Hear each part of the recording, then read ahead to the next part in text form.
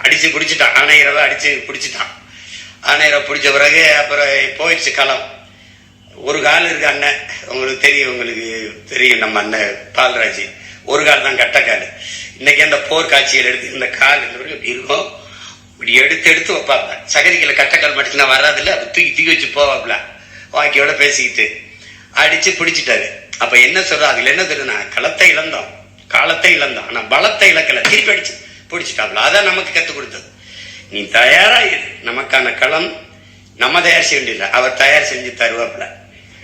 இப்ப கொஞ்சம் அமைதியா இருப்பான். மறுபடியும் செவிலியர்கள், மறுபடியும் மருத்துவர்கள், மறுபடியும் ஆசிரியர் பெருமக்கள், மறுபடியும் போக்குவரத்து தொழிலாளர்கள், மறுபடியும் வேற விவசாய பெருங்குடி மக்கள் எல்லாரும் வீதிக்கு வருவாங்க. நாம எங்க இருப்போம், நிம்மதியா படிச்சுக்கிட்டு அப்படியா நல்லா இருக்க ஏதோ ஒண்ணு. ஒரு பெருங்கனவை சுமந்துன்ற ஒரு இனத்தின் பிள்ளைகள் நாங்க நினைப்போம். 50,000த்திற்கும் மேற்பட்ட மாவீரர்கள் தாயக விடுதலைக்கு, தமிழ் பேரினத்தின் தேச விடுதலைக்கு உயிர் தியாகம் செஞ்சிருக்கான். நம் உயிர் தமிழ் செத்து விடக்கூடாதுங்கிறதுக்காக தம் உயிரை கொடுத்து மாண்ட மறவர்களின் எண்ணிக்கை 500 கிட்ட இருக்கும். ஆனா காட்டுனது நமக்கு ஒரு 18-20 பேர் தான். அளப்பரிய ஈகங்களை நம் மக்கள் செஞ்சிருக்காங்க. இறந்தவர்கள் போக உறுப்புகளை சிதையை கொடுத்து இன்னும் வாழ்ந்து கொண்டிருக்கிற கண் சிதைந்து, கால் சிதைந்து, தலையில, முதுகுல, உடம்புல தோட்டாக்களோடு வாழ்ந்து கொண்டிருக்கிற பிள்ளைகள் நின்று இருக்கிறாங்க.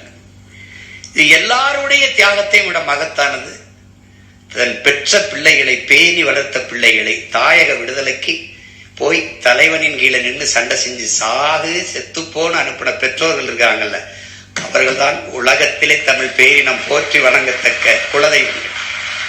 அப்படி எண்ணற்ற தாய்மார்களை, தந்தையர்களை கண்டவன் நான். இன்னும் வாழ்றாங்க நம்ம கூட. அப்படிப்பட்ட மகத்தான ஒரு மாவீரனை இந்த மண்ணுக்கு கொடுத்த குடும்பம் இங்க இருக்கு. என் தாய் இருக்காங்க, என் தம்பி இளந்தூர்கான், என் தங்கை, எங்க குழந்தை எல்லாம் இருக்கிறாங்க.